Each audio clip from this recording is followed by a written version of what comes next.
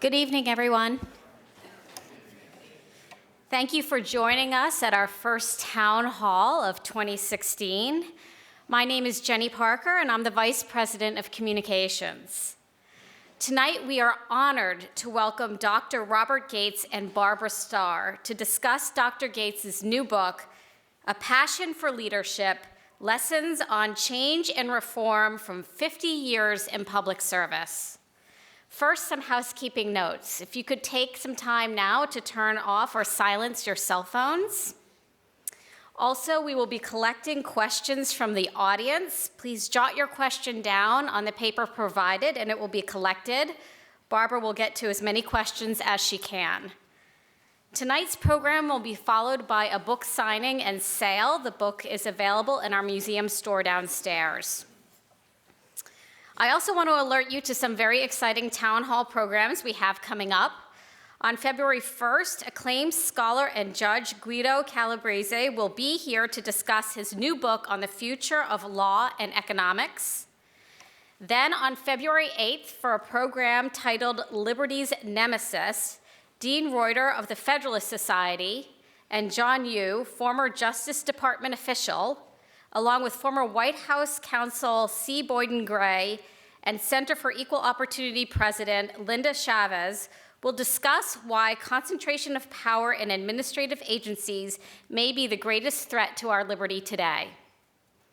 On February 11th, please don't miss our conversation with top presidential historians Annette Gordon-Reed, Jeffrey Ward, and Sean Willents, followed by light fare and a sneak peek at our very exciting new feature exhibit, Headed to the White House.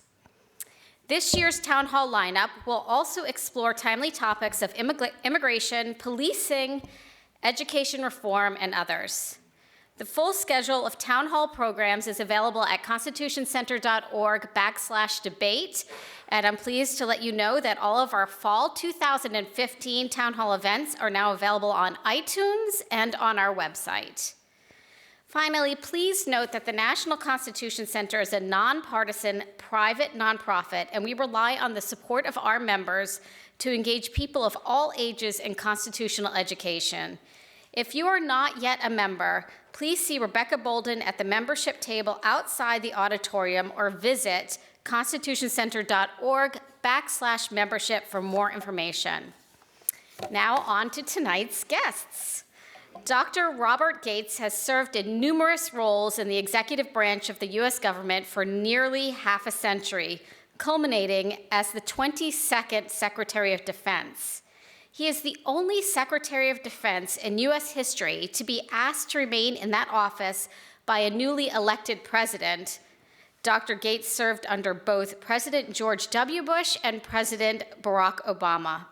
On Gates' last day in office, President Barack Obama awarded him with the Presidential Medal of Freedom, our country's highest civilian honor. Dr. Gates is currently Chancellor of the College of William and Mary, President of the Boy Scouts of America, and currently serves on the Board of Directors of Starbucks.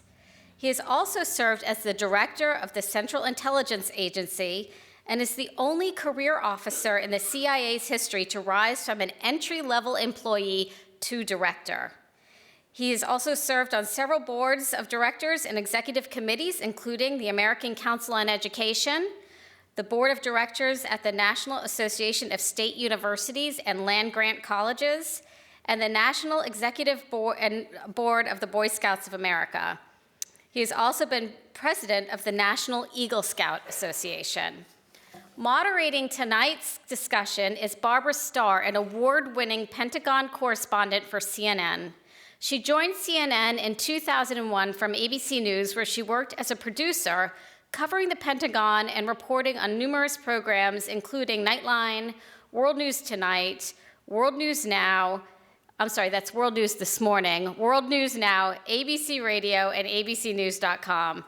Previously, Starr was the Washington, D.C. bureau chief for Jane's Defense Weekly, a London-based weekly news magazine, where for 9 years she covered all aspects of national security, the intelligence community, defense, and military policy. During this time, she conducted numerous one-on-one interviews with current secretaries of defense and directors of Central Intelligence. She's traveled to the Balkans, the Persian Gulf, and NATO headquarters in Brussels. Before Jane's, Starr worked at Businessweek, where she was a correspondent from 1979 to 1988. So without further ado, please join me in welcoming Dr. Robert Gates and Barbara Starr.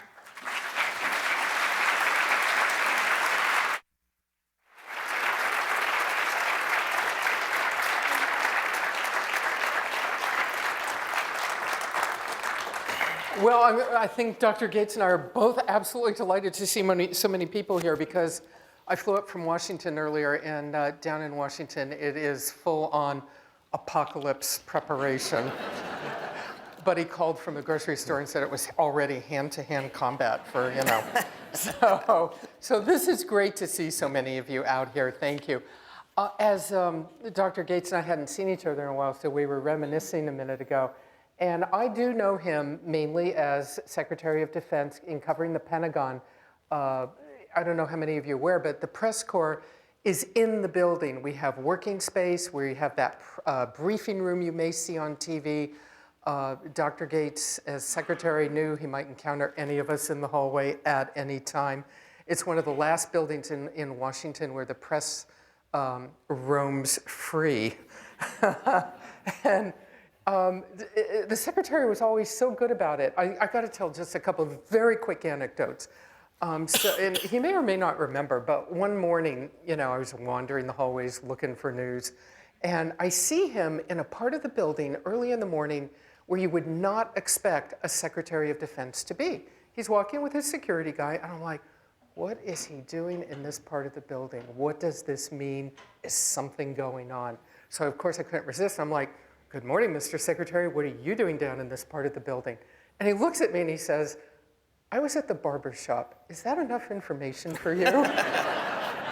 Yeah, but it's revealing about the Pentagon that they wouldn't let me out of my office without somebody with me, in the conviction that I would get lost. And I will tell one other quick anecdote, because it immediately will get us to the question of leadership.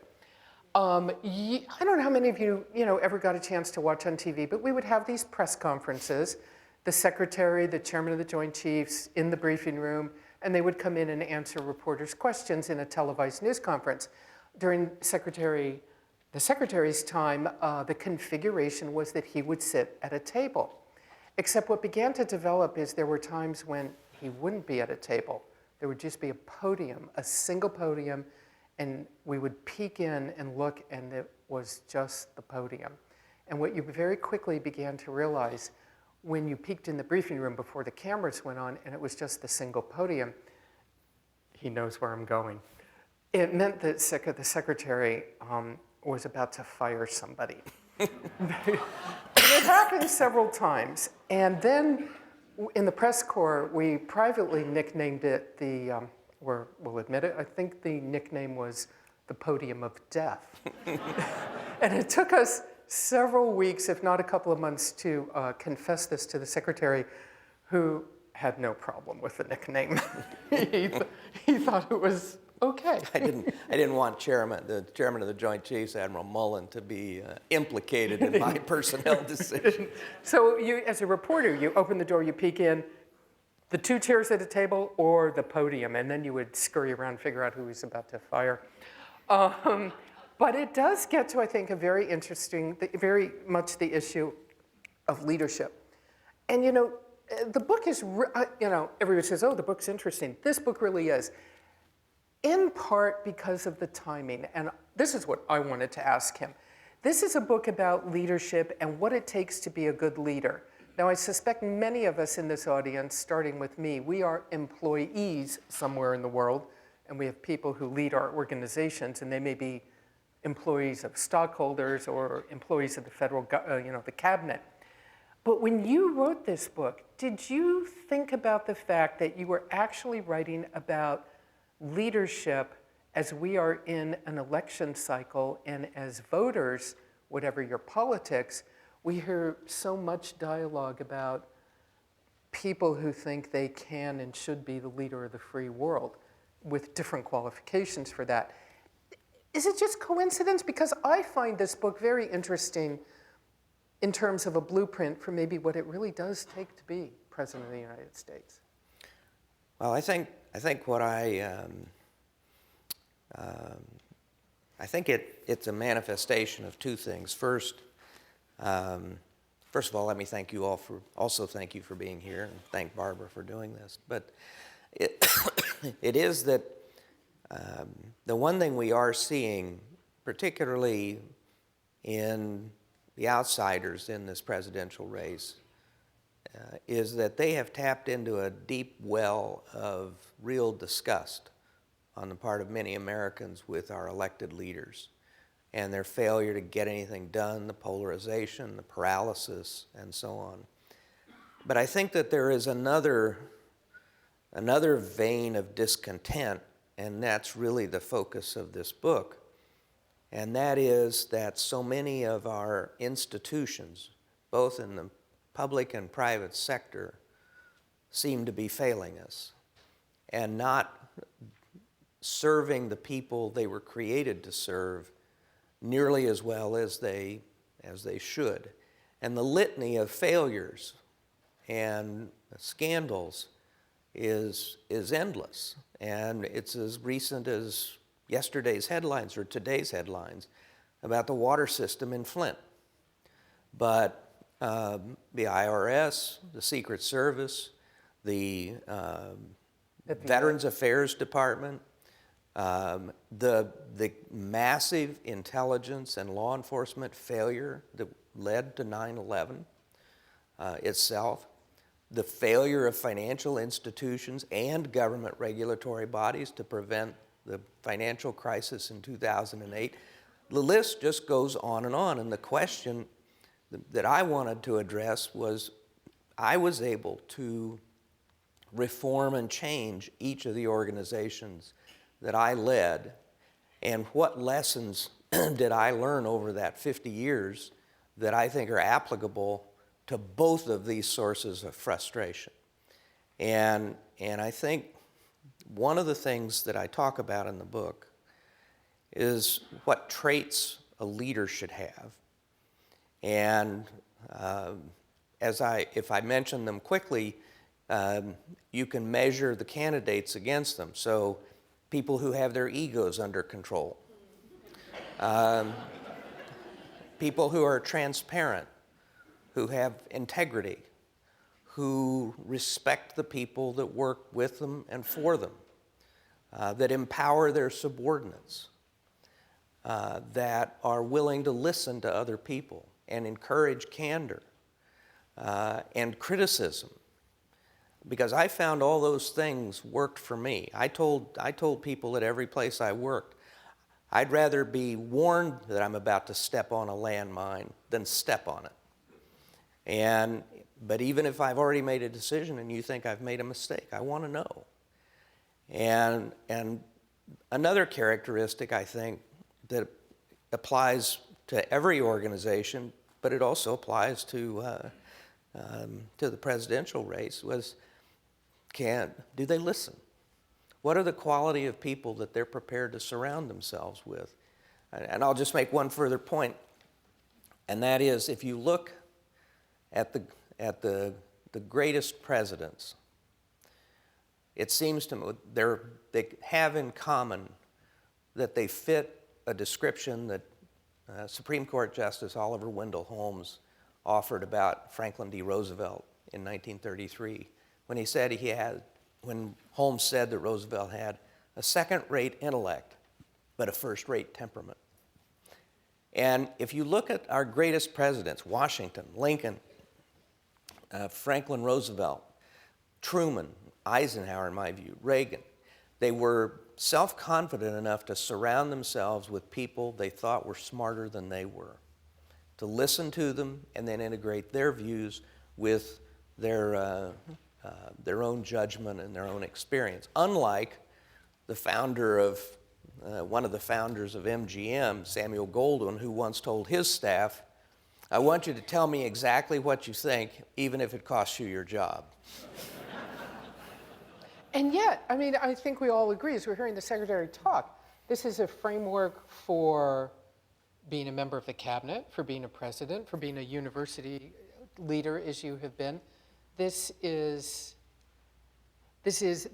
goes across all sectors. But do you think that, how is leadership impacted these days by the hyper social media cycle? Because while you within the Pentagon or the CIA might have had some time to contemplate a problem and get the best advice and have the time to have that temperament, the news media is all over you in a microsecond these days. And we see it, I think, in the presidential race. And we see an attention span by some candidates and by the media that seems increasingly short. Well, I think Does that hurt leadership? I think that I think leaders can deal with that, and what it requires is self-discipline. This is another characteristic that I describe, that I talk about for leaders in the book. Self-discipline and restraint. One of the lines that I have in there is a favorite saying of mine: "Never miss a good chance to shut up." And the truth is, I think a good leader, you know, if someone comes rushing up to them and says, "How are you reacting to this bit of information?" A good leader ought to have the discipline to say, well, first of all, I'm going to find out whether that's true or not, and then I may actually think about it a little bit before I decide what we're going to do.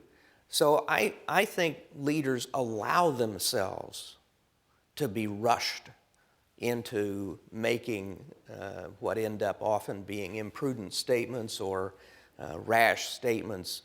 I think there is a difference between being a candidate and being in office. Being in office does give you more of an opportunity to be disciplined. Whereas in a candidate, and it was sort of set up, I think, first really under in the Clinton campaign in the 1992 election, sort of these war rooms where no allegation by anybody is ever allowed to go unanswered more than an hour. And sort of this constant trying to get ahead of the news cycle. So in a political campaign, it's probably a lot tougher. But you know, as part of this self-discipline, I also talk about, you know, people who yell and pound the desk and have temper tantrums and so on. I told the cadets at West Point in one of my talks with them, I said, you will, at some point in your career, you will all work for a jackass, because we all have. And I said, you just need to learn from that experience. And believe me, I learned as much from bad bosses as I did from good bosses. But I think, you know, I think to your point, the social media has had an effect. And in fact, I think the Defense Department is behind the power curve in communicating with its own people. When President Obama first came in and I needed to hire a new assistant secretary for public affairs, they kept sending me these people who in their 50s and late 40s who had been consultants and public affairs specialists for companies and so on and so forth. And I finally told the head of presidential personnel and the White House Chief of Staff, I told Rahm Emanuel, I said, you guys don't understand. I have 2 million men and women in uniform, most of whom are between 18 and 25. I want you to send me somebody in their 20s from Google to help me figure out how to communicate with these people. So in one respect, I think the Pentagon is slow and behind the power curve, just as our entire government is in trying to figure out how to respond to ISIS and so on, and in a digital age. But I complained in my last book, In Duty, about generals and admirals who had Facebook pages and tweets. And most of their, and I said, you know, the truth is, mostly what you're putting up there is your travel schedule and your calendar of meetings and kind of what I did on my summer vacation stuff. And I said, frankly, I think it diminishes the mystique of command. You're too familiar. A little distance is important, particularly if you're going to be putting people in harm's way. I have to say I didn't make much progress. Let me, by the way, take a minute. I think there are cards circulating around the room. Somebody will be by to pick them up and drop them in front of me. And as soon as we get some, you know, we'll start going to audience questions, because I know the secretary would much rather have a conversation with you than me. He already knows. We'll get some questions going within the next couple of minutes. I want to ask, though, again, from the standpoint, let me reverse it. We're employees. You have a boss that you think is bad. What do? You just put your shoulder to the wheel and go on? I mean, what have you learned from bad bosses or bosses you didn't agree with? Well, as a young man even, when I was a fairly junior analyst at CIA, we got a new branch chief, and there were, I think, 10 of us in the branch, and he was a real hard case, and we all had already established a pretty good reputation, several levels above us, for the work we were doing. We're all working on Soviet foreign policy, and I write in the book about this, how he gave all of us a bad annual evaluation. And several of us went over his head to say, this is not fair. This is not an accurate reflection of the performance then you know it's not, because you know our work. And they were non-committal, but in something I write in the book was rarer than I would have ever believed. He was gone in about 3 or 4 months, because smart people, the smart leaders, absolutely do not want to lose talented staff because of a toxic boss. And so, depending on where you are in the institution, and if you've had the opportunity, you know, if you're a brand new employee, frankly, you're just going to have to suck it up and live with it for a while. But if you've been there for a while and you've established a reputation, and people above your immediate supervisor know that you are a great performer, then you have the opportunity to go around and say, you know, this guy is going to drive good people away. You need to be watching him or her very closely. And if the bad boss is the very top person in the organization, that's the hardest of all. And if it's a public corporation, or if it's a major governmental organization, then in all honesty, the best way to deal with a toxic boss is to figure out a way to let the news media know that you've got a toxic boss. I just want to point out he never, ever leaked anything to me, ever. And I'll take some cards, you guys, of questions as soon as they come this way. You have talked in the past, I know, about leadership in the context, to be quite blunt, of the jobs you have had and the presidents you have served. And to follow on the point, we're talking about your frustration, which I think we all might have in the workplace occasionally, though not on your level, of being micromanaged. And can you talk a little bit about, take us inside this last administration, President Obama, the National Security Council, and the frustration that you've already publicly talked about in terms of this framework of leadership versus micromanagement. So one of the principles that I talk about in the book about leadership is the importance of choosing good subordinates, empowering them to do the job, holding them accountable, but not micromanaging them. As I like to say, as I say in the book, if the leader won't take his hands off the steering wheel, then he can't hold the person that he's assigned the job responsible for taking the project into a ditch. And so I think the really important thing is to be willing to delegate and then empower people, and empowering them in lots of different ways, and then holding them accountable. And part of the problem in Washington is that accountability has become synonymous with blame. And accountability really works both ways. If somebody is given a task and succeeds, they ought to be held accountable and rewarded for it. Just as if they fail, they should be held accountable and suffer the consequences.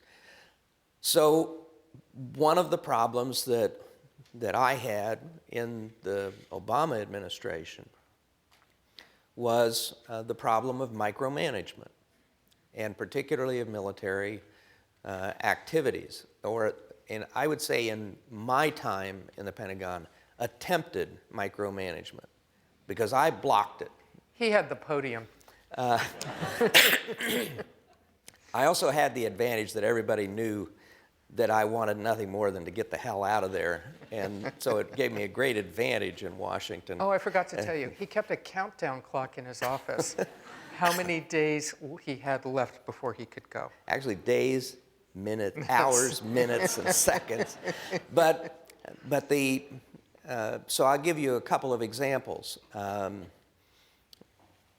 I think that when I was at a special operations command center in Afghanistan, I saw a direct line to a White House staffer or an NSC staffer. It was a phone communications line, right? Yeah. Right. And I called the commander over and I said, I want that line ripped out, and I want it ripped out while I'm standing here watching. And if the White House ever calls you again, you tell them you're not authorized to speak to them, refer them to me, and oh, by the way, tell them I told them to go to hell. And I sent word to all of the major commanders with exactly that same message. Because I worked on the NSC in the White House under 4 different presidents, under the three most powerful national security advisors in American history: Henry Kissinger, Zbigniew Brzezinski, and Brent Scowcroft. And if I had tried to call a 4-star general as an NSC staffer, I'd have been fired within the hour by any of those men. And it was a level of micromanagement. And I'll give you an example.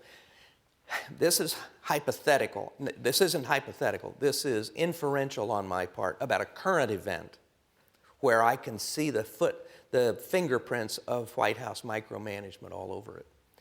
And that was the freedom of navigation exercise around one of the Chinese artificial islands in the South China Sea. First, my guess is that the Pentagon was pressing to do one of those freedom of navigation steaming by one of these islands within the so-called 12-mile limit for months before the White House finally agreed to it.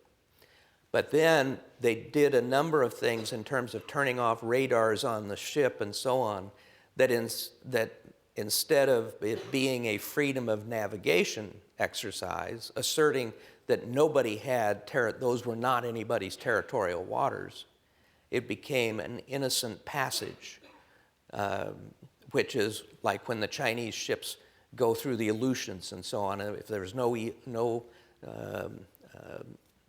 bad intent and so on, it's called innocent passage.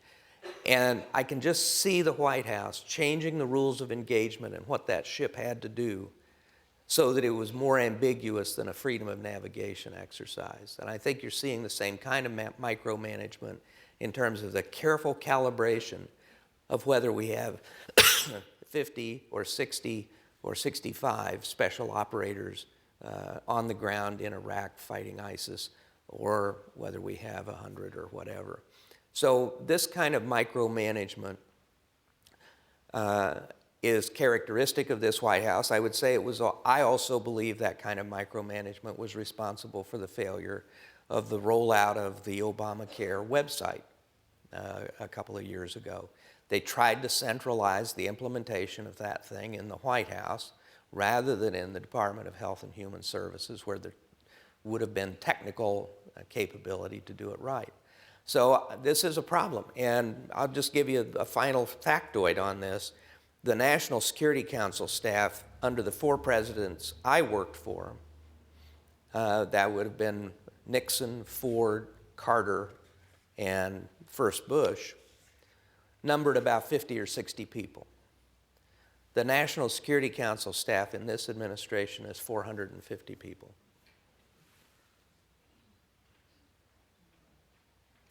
Okay. We have some really terrific questions from the audience, so let's kind of just go through them and get as many in as we can. And I think this first one, very short, but right to the point. Can good leadership be taught? I think that I try to differentiate in the book between leadership and management. Management involves specific skills: logistics, finance, human relations, all those different components that are where talent and skill is needed to organize and run an organization, whether it's the military or a business. I think leadership, my dictionary defines leadership as one who shows the way. It's a leader is somebody who is looking to the future. And I think leadership, as opposed to management, is more about the heart than the head. Dwight Eisenhower wrote his son in 1943, and this is in the book, about how, about the leadership, the qualities of leadership, and he talks about dedication and sincerity, fairness, and good cheer. Those are not qualities taught in school. Character and integrity are not taught in school. You can hone some of these capabilities, but if you don't like people, if you don't respect people, if you think you're better than other people, if you don't treat other people with dignity, in my view, you cannot be a successful leader. And those are things that are more about the heart than about the head. So when you look at the list of presidential candidates right now, what worries you? I mean, Well, I was asked on Morning Joe the other morning if I saw any candidates, or how many of the candidates I thought had the characteristics of leadership that I had been describing. And I said, I don't see any. I've decided in retrospect that was probably too harsh. There are probably 2 or 3. And no, I'm not going to name them. but it's a troubling thought. And one of the questions sort of gets right to that. This audience member asks, given your ability to reform bureaucracies, what advice would you give to the next president of the United States? Let's broaden that out on reforming bureaucracies, on leadership, on being, in fact, the leader of the free world. Well, my advice would be to read the book. But I think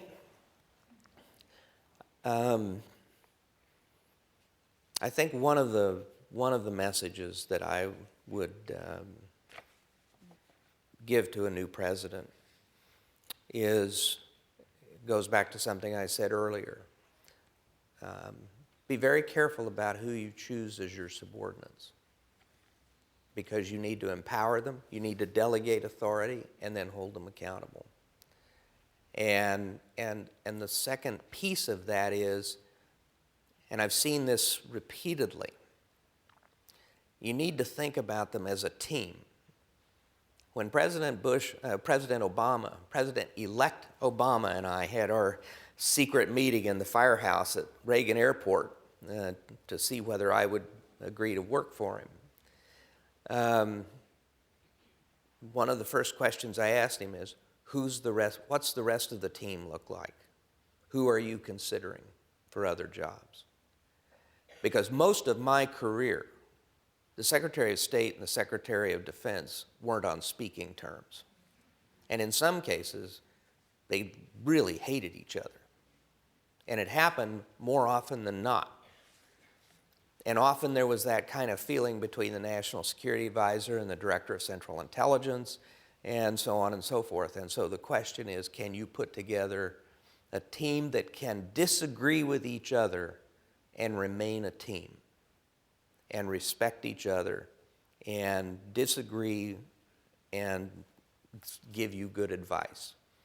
And I would say that the president that did that best, in my view, was the first President Bush. And so of his major team, of his principal players, Jim Baker and Dick Cheney, who was Secretary of Defense, and Scowcroft as National Security Advisor, Colin Powell as Chairman of the Joint Chiefs, I was Deputy National Security Advisor, and so on. We had a lot of disagreements, but it was always congenial because we knew President Bush insisted on that, and that anybody that went out and leaked on somebody else or trashed somebody else was not going to be long in his job. So, which is a concept that works on several levels. It works in the boardroom, right? Absolutely. This team, you know, absolutely. It works probably for many of us in our own jobs. And I'll tell you, the president who wants consensus is going to be very sorry for it. Somebody once described consensus as everyone agreeing collectively on something to which they all disagree individually. And one of the things that I talk about in here is the use of task forces in various groups. And I say if you put a premium on consensus, you will be the loser, because consensus always goes to the least common denominator. And you will almost certainly not have a bold enough proposal if you've insisted on consensus. When he was at the Pentagon, two of the very bold things, but looking back in retrospect, it were things that had to get done that the Secretary did. His response to the scandal that you may recall at Walter Reed, when we learned that our nation's wounded veterans were not being appropriately taken care of. If you were in the Army and involved in that, you really didn't want to be explaining that to the Secretary. You wanted to be fixing it, not standing up there explaining it. You wanted to be already fixing it, or he would not be very happy with you. And you did not want to be telling the press that it was all the fault of a couple of NCOs not doing their job. Yeah. So that was one, and we're going to come to a question here. That was one leadership moment that I think the news media remembers, because the Secretary moved extremely quickly on that. And the other one, you may recall, in the years of combat, it got to the point where dozens and then hundreds of young troops were dying in Iraq and Afghanistan due to IEDs, improvised explosive devices. And the Secretary looked around and wondered why the Pentagon was not building advanced armored vehicles known as MRAPs that were specifically designed to resist the blast of a roadside bomb. Two decisions that the Secretary made, and the question I have, and he can explain those to you, the question I have here is what is the most difficult decision you had to make professionally, and why? I suspect the two that I just laid out were not difficult. They were just, this is going to get fixed. The most difficult decisions, really, I would put in two categories. The most difficult decision I had to make was made every Friday, and that was the deployment orders book. And that was when I decided each week what units would be sent to Iraq and Afghanistan, knowing that I was sending all those young people in harm's way. The toughest single decision I think I made was actually one of the earliest, and that was to extend the tours of troops in Iraq and Afghanistan to 15 months from a year. A year was already a really hard tour on the troops and on their families. But because of the Iraq surge, we didn't have enough troops to maintain the level of troop that we needed and the president had authorized without either cutting their time at home or extending their time in the theater. And when I made the decision, and it was the recommendation of the Army and the other services that I do it, but when I did it, I knew that was going to be very hard on the troops and especially on their families. As a young captain in my office told me, he said, "Sir, the thing you need to understand is that brings to life the law of the twos. You miss 2 anniversaries, 2 Christmases, 2 birthdays, etc., 2 Thanksgivings. And that's tough on a family." And I will always believe, I have no statistical basis for it, and I've never seen any, but I will always believe in my heart that those long tours contributed to an increase in post-traumatic stress. Yeah, I remember that because so many were very, very close to ending their tours. They were going to be coming home. They were at the end of their year over there. Some were on their way out and got turned around. Yeah. Pretty, tough business, very tough business. But on a lighter note, let's talk about Vladimir Putin. The secretary, CIA director, all of his job. He has a long, long history of direct knowledge of Soviet and Russian leaders. So I just want to know this. So, it's my question. So what is the deal with Putin? I mean, is he... Seriously, you've read all the stuff. You know guys who know guys. So tell us about him and how he comes out of that era of KGB Soviet leadership. I mean, does the KGB essentially still live in Vladimir Putin? Absolutely. What's the deal? So President Bush famously said after meeting with Putin that he had looked into Putin's eyes and seen his soul. I came back from my first meeting with Putin in February of 2007, and I told President Bush I'd looked into Putin's eyes and I'd seen a stone-cold killer. Now, maybe it's the old CIA, KGB thing, and I found a way to remind him that he'd been a sort of... Was he nice to you, or did he just stare at you? We had kind of an interesting relationship because of this. I think we spoke more candidly to each other. He knew I wasn't a diplomat, and I sure as hell knew he wasn't. And, I would tell people, because I'd be very blunt in my conversations with foreign leaders, and I'd say, look, if I'd wanted to be a diplomat, I'd have gone to the State Department, not CIA. And one time Putin pushed a piece we were talking about the ranges of Iranian missiles, and because it all had to do with our missile defense in Europe and so on. And he pushed a map across the table at me, showing that showed the range arcs of Iranian missiles, and it was all wrong. They were way too short, but it was also amazingly crude. It was like some high school kid had put it together using a compass with colored pencils. And I just pushed it back across the table. He said, "This is the best judgment of our intelligence services." And I pushed it back across the table and I said, "You need a new intelligence service." I think Putin is all about lost power and lost glory and lost empire. He's not delusional, he's not crazy, he's not any of those things. What people, I think, just a sentence or two of background, I think we in the West seriously underestimated the magnitude of Russia's humiliation with the collapse of the Soviet Union. Because it was not just the collapse of the Soviet Union, it was the collapse of the Russian Empire. And Russia's borders today are roughly what they were before Catherine the Great. No Central Asia, no Ukraine, and so on. And Putin feels this to the marrow of his bones.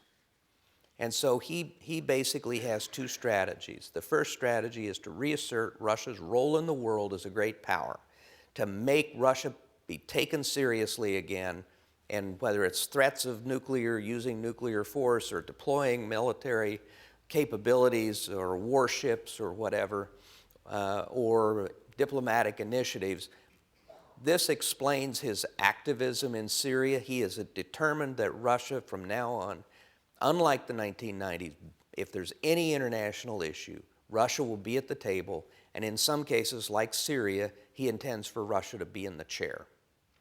The second piece of it is as old as the Russian Empire, and that is to reestablish a buffer of either friendly or frozen conflict states on the periphery of Russia as a protection. So he doesn't care whether you've basically dismembered a country like Georgia or Ukraine.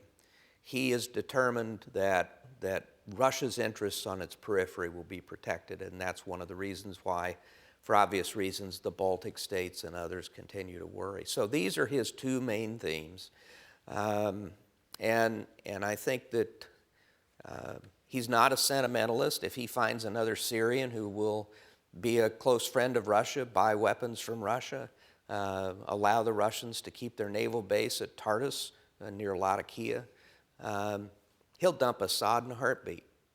So is there any doubt in your mind that he would and maybe has already killed some of his opponents?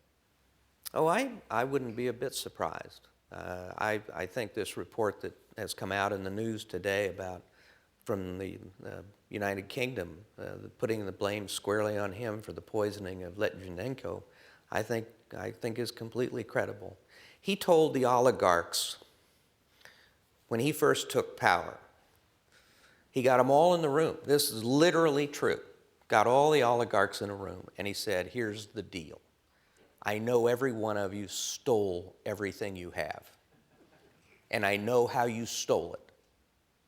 And here's the deal.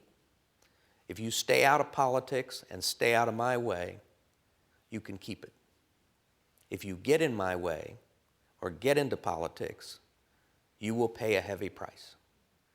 And so you had Khodorkovsky in a Siberian prison for years. You have Berezovsky in exile in Moscow and eventually dying. So this is a very cold, calculating guy. And kind of a different form of leadership. It's a different form of leadership. So one of the questions that's interesting here, it says, who was the most intelligent person you served under, but maybe also the most intelligent person you might have interacted with, who may not be a good guy? Who may not be a good guy. So who's is there an aha moment out there in your, where you go, that's... Well, I think that, I think anybody who's worked for Kissinger and Brzezinski and Scowcroft has to put them pretty high on a list of incredibly intelligent people, and not only intelligent but thoughtful and insightful.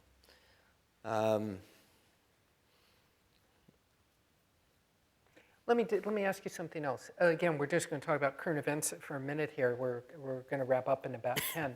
I think many of us look at ISIS, we look at the threat to the homeland, and we wonder, are we in lone wolves, the so-called lone wolves, so inspired attacks, are we at the point where we have to accept the notion that America cannot completely be kept safe, Do we have to accept in our society now that no leader, they all promise in an election, but that the reality is we may be living in a world that is very different since 9/11? Well, I mean, one of the things where our world has been different since World War II is before World War II, there was war and no war. Since World War II, we have lived in a gray area where we have had sort of wars, we have had wars with surrogates, we have had wars like Vietnam that ended up inconclusively, or in Vietnam's case, frankly, as a loss, but wars like Iraq and Afghanistan that have ended up inconclusively. And I think describing what we have been doing since 9/11 as a war on terrorism really was a mistake. Because terrorism is a technique. It's not an identifiable enemy. And terrorism has been with us forever. It's the enemy, it is the tool of the weak against the strong. And after all, people forget that William McKinley was killed by a terrorist. People forget World War I was sparked by the act of a terrorist. Alexander III of Russia was killed by a terrorist. The Empress of Austria was killed by a terrorist. So the latter quarter of the 19th century saw a lot of terrorism aimed mainly at heads of state or important government officials, and especially in Russia. So I think we are at a point where you cannot anymore eliminate the threat of terrorism than you can eliminate crime or a public health problem.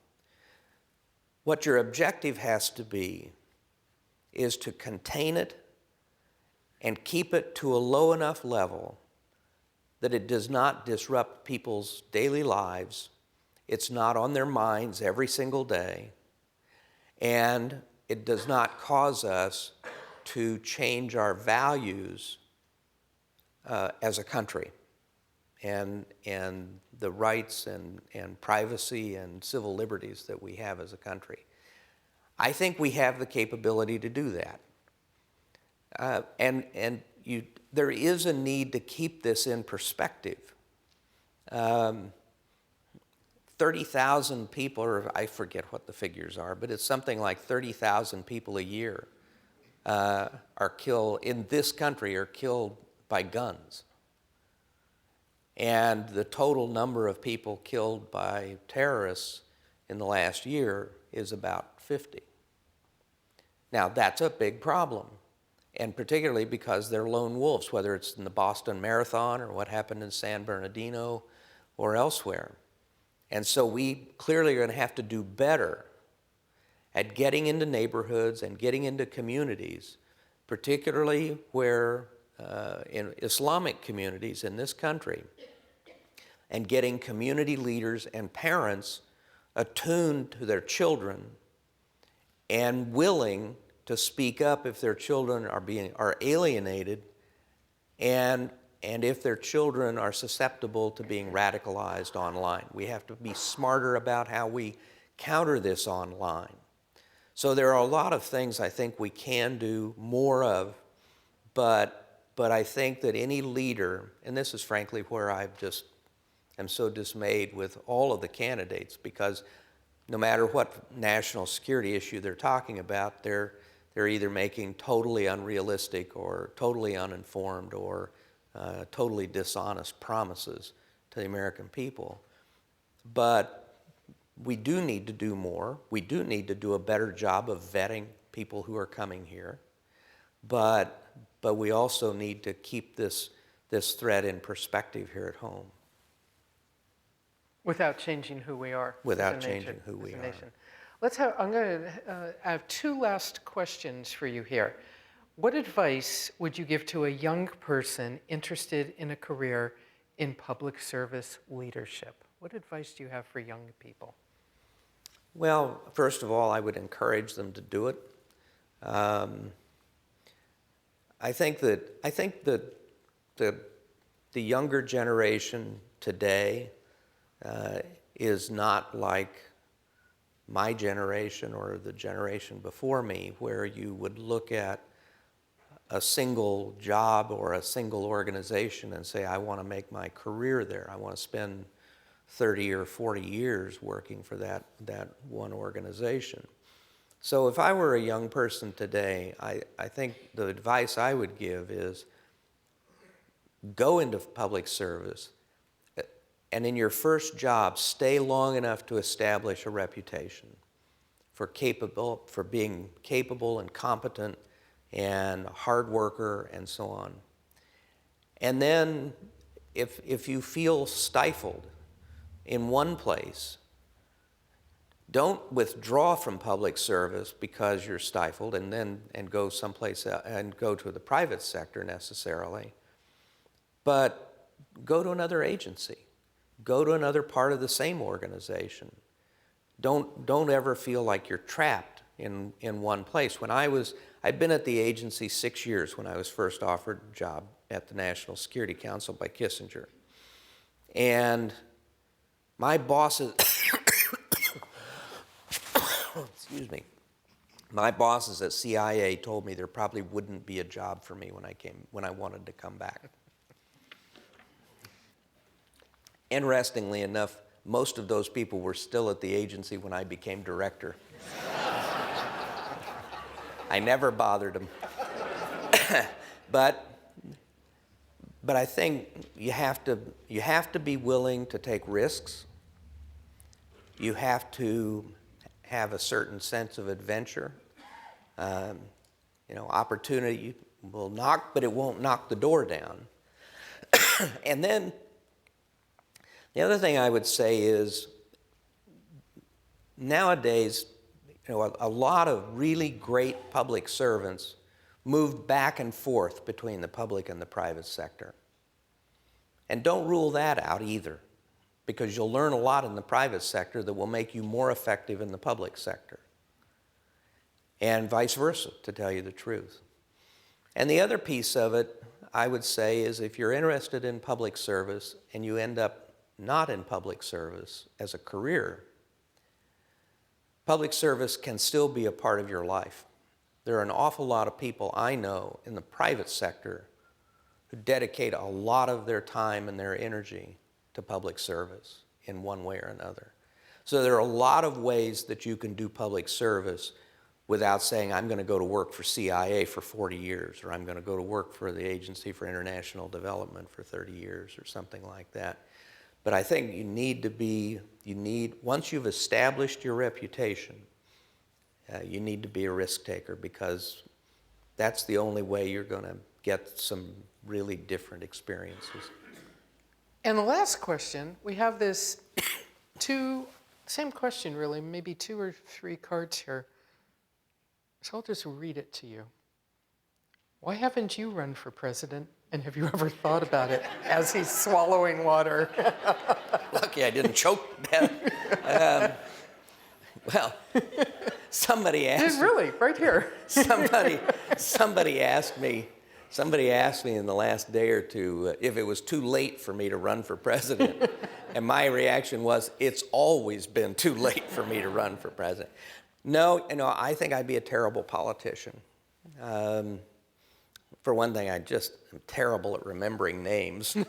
But I think in some ways I'm probably too blunt. Maybe that's what people are actually looking for now, is sort of people being straightforward about things. But I've never even contemplated it, and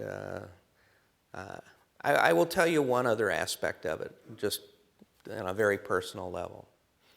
I have never had a problem going out and asking people for money for the Boy Scouts or for Texas A&M or for the College of William and Mary.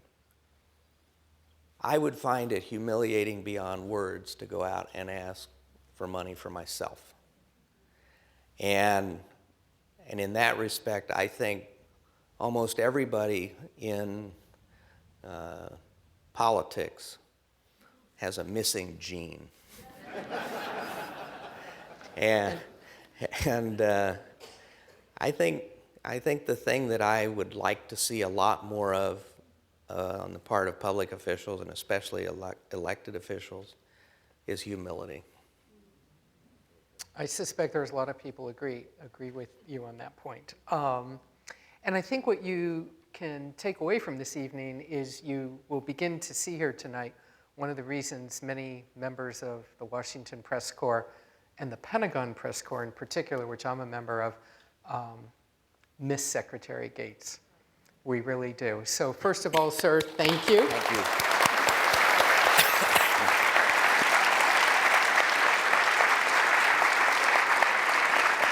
A passion for leadership.